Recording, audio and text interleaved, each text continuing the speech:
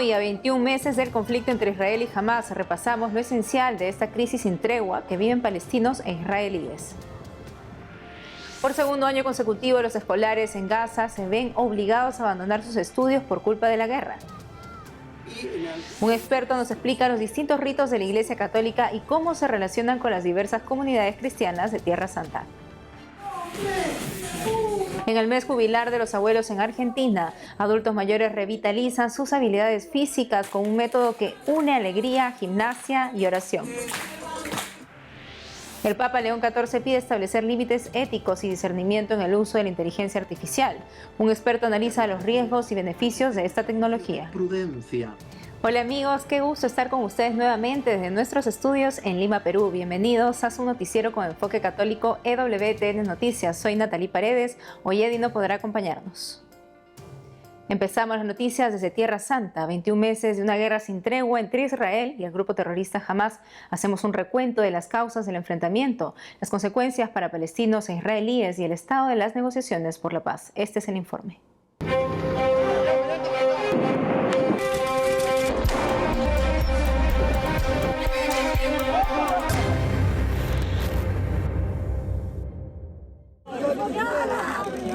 Más de una decena de gazatíes murieron en un reciente ataque israelí contra Hamas, que golpeó tiendas de campaña para los desplazados.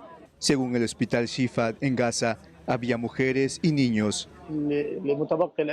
Este chico era todo lo que le quedaba a su madre. No había hecho nada malo. Son niños que no tienen nada que ver con la resistencia ni con ningún otro asunto. El niño fue asesinado mientras sufría hambre.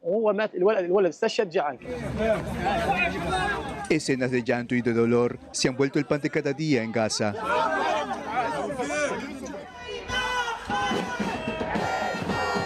A unos kilómetros al norte, en Tel Aviv, Israel, una multitud se volvió a reunir el fin de semana para protestar contra la guerra y exigir al gobierno la liberación de los rehenes restantes.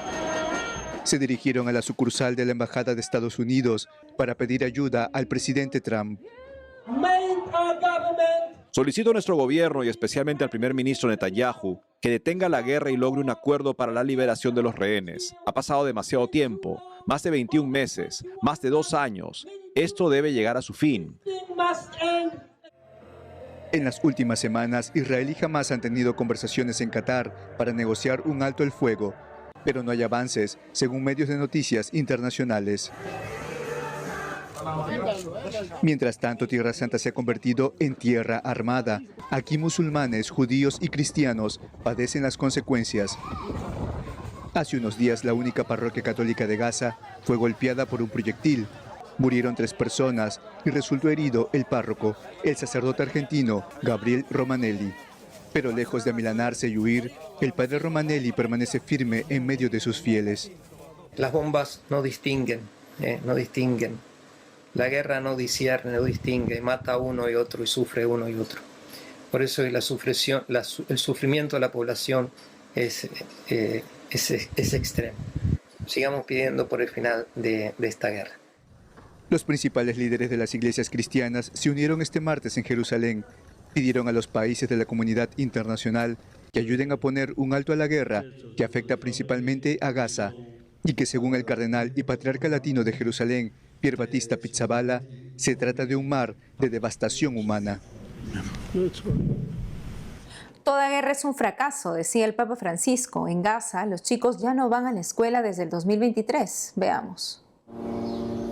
Sara Canán es una estudiante palestina de 18 años en Gaza. Su sueño era ser doctora. Ahora su objetivo es sobrevivir a la guerra en una tienda de campaña. Esta guerra me ha afectado en todos los sentidos, no solo a mí, sino a 70.000 estudiantes de la Franja de Gaza que han sufrido este problema. Nuestras vidas, que estaban llenas de buenos sueños, se han convertido en nada. Sara, quien cumplirá 19 años en septiembre, fue una de los miles de jóvenes que no pudieron rendir el examen nacional de secundaria por segundo año consecutivo, informa Associated Press. Antes de la guerra, Sara era una estudiante brillante. Se preparaba para el examen que marcaría su futuro, pero tras la invasión israelí a Gaza en 2023, su casa fue destruida, su escuela cerrada y sus libros sepultados en los escombros. Tenía una habitación, estudiaba cómodamente y siempre me sentía segura. Antes iba a clase sin problemas, había transporte seguro para ir y volver de clase, pero ahora todo ha cambiado. El único medio de transporte son los carros y tememos ser atacados directamente o heridos por los bombardeos cercanos. Aunque organizaciones como UNICEF han creado espacios de aprendizaje temporales, más de 240 de ellos han cerrado tras el reinicio de los bombardeos. A mi hija Sara, a sus compañeros y a nuestros familiares estudiantes se les ha negado la educación. ¿Por qué se le debería negar la educación durante 2 años completos debido a la guerra y a la guerra de exterminio? Las madres intentan enseñar a sus hijos bajo las lonas, pero el trauma, la falta de agua, comida y seguridad impiden que la educación avance. Están creciendo, pero su mente sigue anclada en el año en que comenzó la guerra, cuando dejaron de ir a la escuela. Estoy muy preocupada y esto es un gran problema. Temo por el futuro de mis hijos. Según la Agencia de las Naciones Unidas para la Infancia, más del 92% de las escuelas de Gaza están destruidas parcial o totalmente. Al menos el 87% deben ser reconstruidas. Nuestros hijos necesitan educación. Me entristece su situación entre llenar los bidones de agua, esperar la caridad y otros asuntos. Intento educarlos lo mejor que puedo. Pero en medio de la crisis, la Iglesia ayuda. La Parroquia Sagrada Familia, único templo católico en Gaza, brinda educación en su pequeña escuela, donde alberga a cientos de refugiados. En la escuela de verano. Un experto nos explica los distintos ritos de la Iglesia Católica y cómo se relacionan con las diversas comunidades cristianas de Tierra Santa. Veamos la entrevista de Eddie Rodríguez Morel. El Señor le dio a sus apóstoles la misión de anunciar el Evangelio a todas las criaturas, comenzando por Jerusalén. Y Tierra Santa, en Tierra Santa está presente toda la riqueza de los ritos que componen la Iglesia Católica. Para saber más al respecto, estamos con el Padre Edward McNamara. Él es catedrático de Teología y nos habla desde Roma. Padre Edward, bienvenido al programa. Muy buenos días, buenas tardes. Pues Padre, háblenos un poquito ante todo para nuestro público que tal vez no está al tanto de que la Iglesia Católica está compuesta de 24 ritos y familias litúrgicas y cómo están presentes ellos en Tierra Santa. Bueno, esta es una súper condensado de 2000 años de historia, ¿verdad? Pero si recordamos que en Antioquía recibimos el título de cristianos. Entonces los apóstoles fueron de Jerusalén a Antioquía. Y ahí se hablaban 2 lenguas, griego, que era un poco el inglés de aquel tiempo, y aramaico, que era la lengua del Señor, que se hablaba más hacia el oriente. Entonces los cristianos de Antioquía partieron, y los apóstoles, algunos hacia el oriente y otros hasta la tierra Grecia y hasta Roma, porque incluso en Roma se hablaba mucho el griego, entre los esclavos, entre la gente pobre, porque era como la lengua comercial. Y por eso los evangelios se escribieron en griego. Pero con el andar del tiempo, estas diversas iglesias que los apóstoles fundaron, pues iban desarrollando su propio modo de celebrar la Eucaristía, su propio modo de gobernar la iglesia. Y para tener un poco de, por así decirlo, organización, generalmente las demás iglesias unificaron su tipo de liturgia y su tipo de vida eclesial alrededor de las iglesias que se pensaba habían fundado los apóstoles. Esto era así, por ejemplo, Antioquía, Roma, ambos de Pedro, Alejandría en Egipto, que se creía fundado por San Marco, en India las iglesias de Santo Tomás, y así se centraban y organizaban su vida eclesial alrededor de estas iglesias.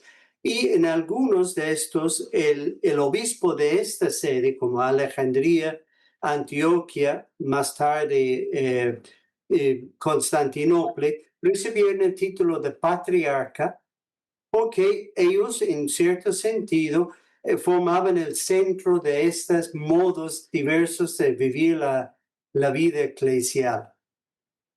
Jerusalén, como se sabe, fue destrozado por los romanos, pues resurgió de nuevo y llegó el costumbre también de llamar al obispo de Jerusalén también patriarca, al menos en algunas iglesias.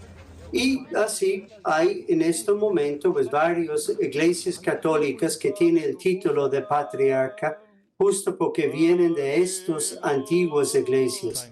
Hay otras iglesias orientales, por ejemplo, los de Ucrania, etcétera. Todos son gobernados por una figura que se llama arzobispo mayor, que funge como el patriarca, pero no tiene el título, ¿verdad? El título patriarca también existe en nuestra iglesia latina, pero en nuestra iglesia es simplemente honorífico. Es un título de más. Así se llama el arzobispo de Lisbona, se llama patriarca, el de Goa en India, la de Venecia, tiene el título de patriarca, pero no son muy diversos de otros obispos. Mientras los patriarcas orientales sí son, por así decirlo, el centro, casi no son como el Papa porque no tienen la plenitud del poder, pero son los primeros y más importantes obispos de cada una de estas diversas iglesias. Cuando llegaron los cruzados a Jerusalén, en la primera cruzada conquistaron Jerusalén y nombraron un obispo, pero como los demás obispos de Jerusalén se llamaban patriarca, también llamaron patriarca al obispo latino de Jerusalén. Verdaderamente, padre, un trabajo, como usted dice, de resumirnos 2000 años de historia para poder al menos entender esta riqueza de la Iglesia también en plena comunión con el Papa y también de nuestros hermanos aún no en plena comunión, pero ese título tan importante que tenemos también del patriarca para ellos también. Padre Edward McNamara, especialista en teología en Roma, gracias por haber estado con nosotros el día de hoy. Gracias.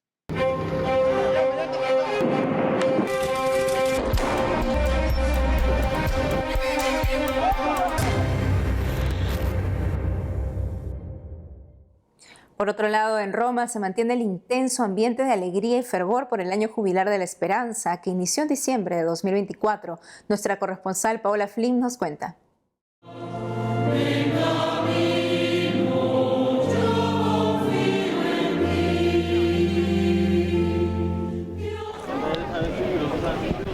El mes de julio es un periodo menos ajetreado dentro de las murallas del Vaticano. El Papa León XIV pasa algunos días en su residencia de verano en Castel Gandolfo y no se celebran audiencias generales. Bueno, creo que ya sabíamos que en julio no habría muchos eventos importantes. Es una novedad que el Papa vaya a Castel Gandolfo y creo que es una tradición preciosa que da a la gente la oportunidad de salir de Roma. Así que la gente que ya tiene planes para estar aquí en julio piensa, oh, ahora el Papa está en Castel Gandolfo. Tomaremos el tren, que tarda unos 45 minutos, y visitaremos esta ciudad. Así que no creo que haya cambiado mucho en el jubileo. Creo que simplemente le da a la gente más oportunidades. Mountain Butarque, conocido como The Catholic Traveler y guía de peregrinaciones desde hace 20 años por toda Europa y Tierra Santa, explicó a EWTN que a pesar de la temporada baja este verano, los peregrinos no se han detenido. Muchos siguen acudiendo a Roma para experimentar la riqueza espiritual que ofrece la ciudad durante el Año Santo. Es absolutamente precioso por todas partes, con unas obras de arte maravillosas, sencillamente impresionante. Hay tantos peregrinos de todo el mundo que vienen a visitarlo, una de las cosas más increíbles que he visto en mucho tiempo.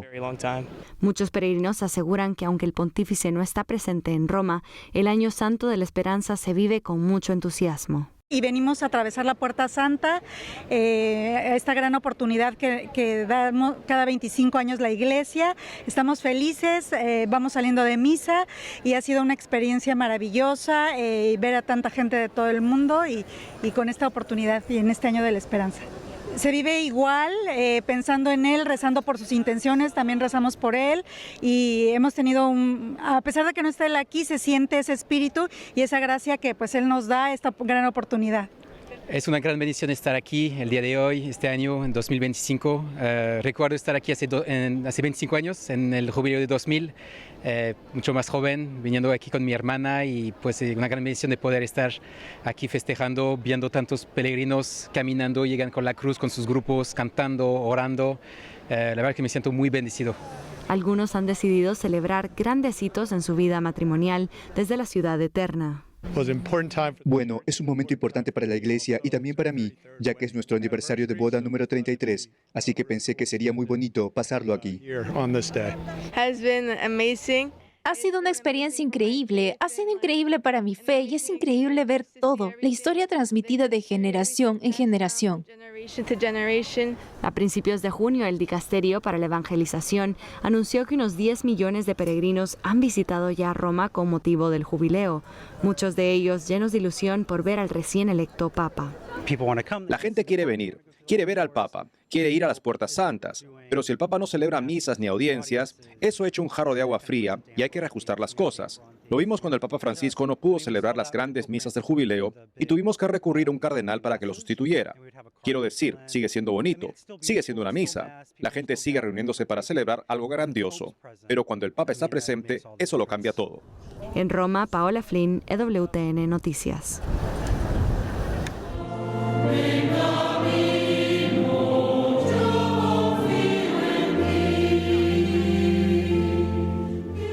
Hacemos una pausa y al volver.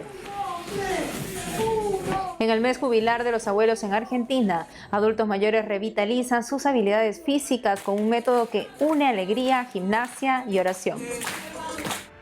Además, el Papa León XIV pide establecer límites éticos y discernimiento en el uso de la inteligencia artificial. Un experto analiza los riesgos y beneficios de esta tecnología. Regresamos con más noticias con Enfoque Católico.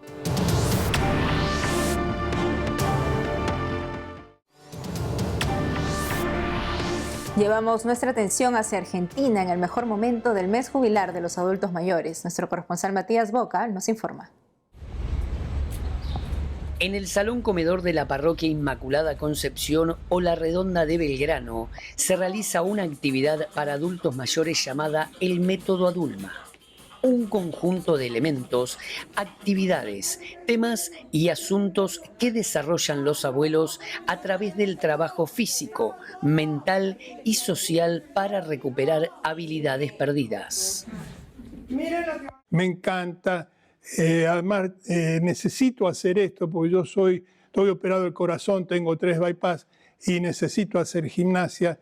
Toda mi vida fui muy deportista, hice mucho en mi vida. Encuentro a Dios en mis compañeros, porque y Ana que nos incentiva a ser cada día mejor, cada día a tener una sonrisa, a tener un saludo al que no conoces. Con este método Adulma estoy mucho haciendo gimnasia e incluso sigo en mi casa haciendo las cosas que hacemos acá.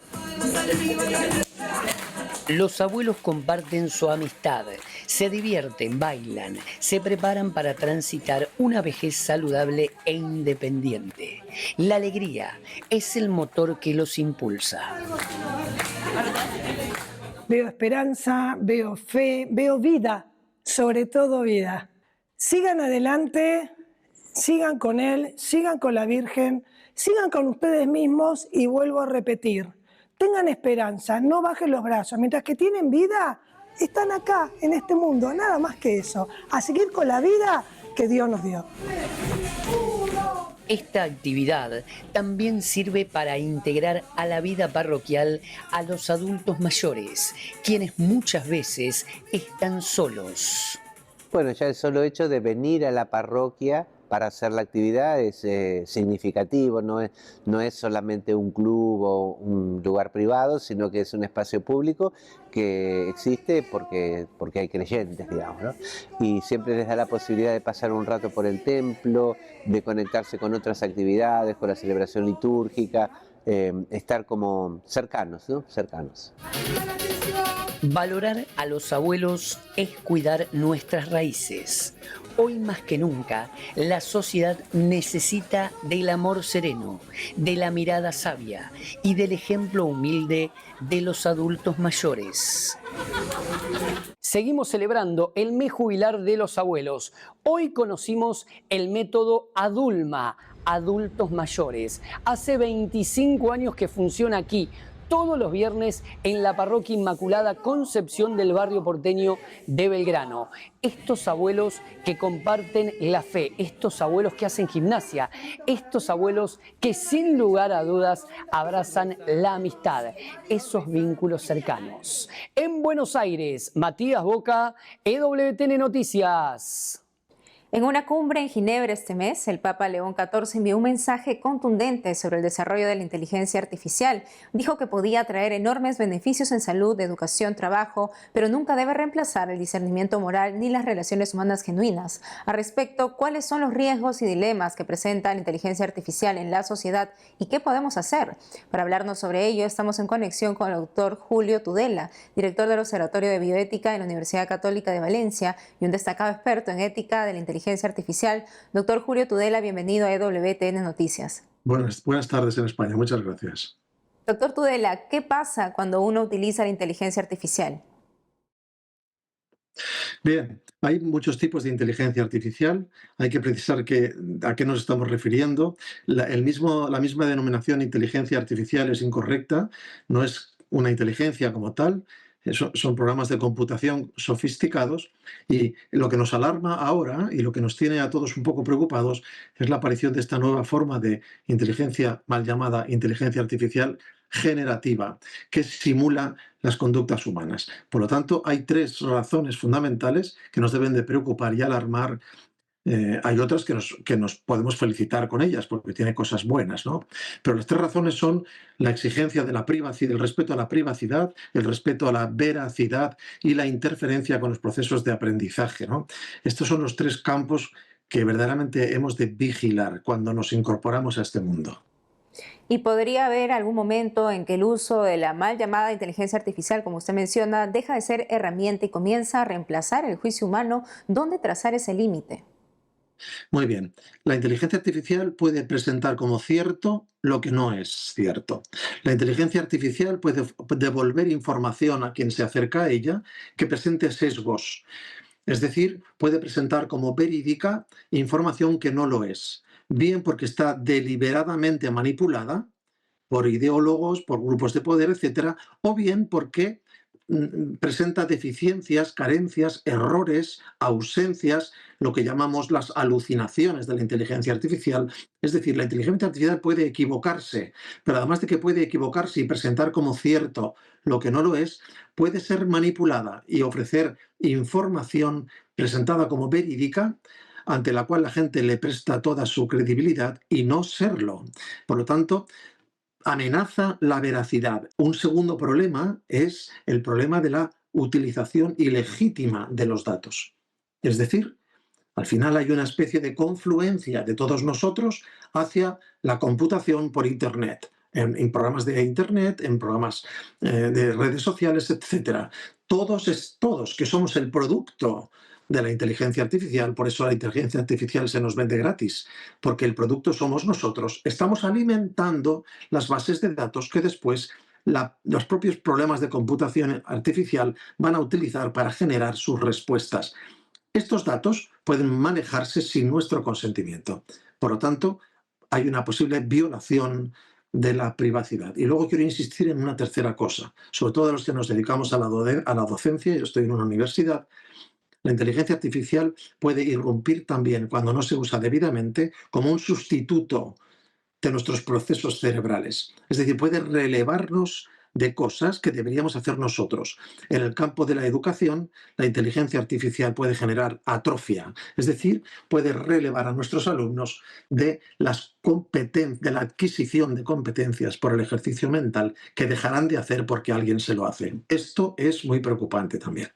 ¿Cómo garantizar, doctor Tudela, que el uso de la inteligencia artificial entonces respete la dignidad humana? ¿Cómo hacer para no entrar ahí? Bien, hay intentos a nivel internacional, por ejemplo en Europa, sabemos que han habido comisiones, se han establecido directrices para el uso ético de la inteligencia artificial. Hay intentos de muchos países por establecer marcos seguros de utilización de la inteligencia artificial, pero son marcos muy generalistas, son declaraciones de intenciones. Sabemos qué es lo que no hay que hacer, pero no sabemos muy bien cómo no hay que hacerlo.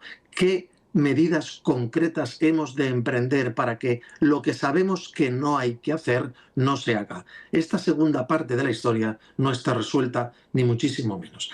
Sabemos que los programas de computación artificial generativa no deben invadir la intimidad, no deben falsear la verdad, no deben suplantar la identidad de las personas, no deben falsear, no deben manipular, lo sabemos, no deben presentar contenidos tóxicos, lo sabemos, todo esto lo sabemos. Pero ahora, ¿qué hacemos para dotar de herramientas eficaces que permitan a los ciudadanos verse libres de esta posible manipulación de las herramientas de computación artificial? Esto no está resuelto y lo tenemos que decir claramente. Estamos en ello. Lo primero que había que decir es: hay que hacer un ejercicio de prudencia. Prudencia. No todo lo novedoso, no todo lo fascinantemente novedoso es bueno. Lo segundo es trabajar en la educación. Y yo diría que casi esto, que aunque lo digo en segundo lugar, sería lo más importante. Trabajar en la educación. Hay que educar a nuestros hijos, a nuestros alumnos, a nuestros compañeros, a nuestros ciudadanos. Hay que educarlos en la defensa de la libertad. Primero, valorar la propia libertad. Y segundo, calibrar correctamente las amenazas hacia nuestra libertad. Y sobre todo, educar en la defensa de la veracidad. Es decir, que la búsqueda de la verdad sea el hilo conductor de la educación de nuestros chicos, de nuestros hijos, de nuestros alumnos. Esto es muy importante. El que valora la verdad tiene motivos suficientes para ser prudente frente a estas herramientas. Doctor Julio Tudela, muchas gracias por esta interesante entrevista. Gracias a ustedes, sigan con su trabajo excelente. Amigos, hemos llegado al final del programa. Gracias por habernos acompañado hasta aquí. Ya saben que pueden seguirnos en nuestras redes sociales y en ewtnnoticias.com. Hasta mañana.